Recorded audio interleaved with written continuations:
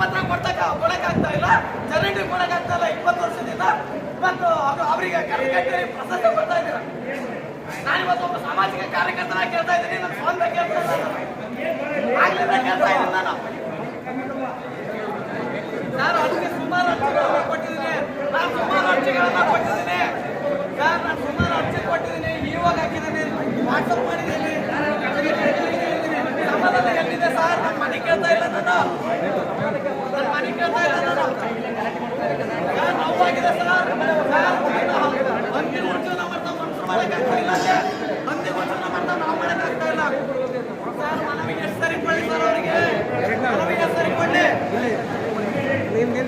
ಆಗ್ಬಿಡಿ sir, ನಾನು ಬೇಜಾರ, ನಮ್ಮ ಜೀವನ ಬೇಜಾರ,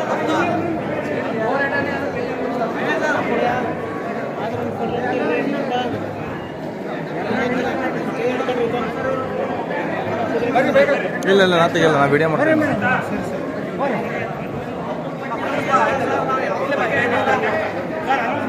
ಸರ್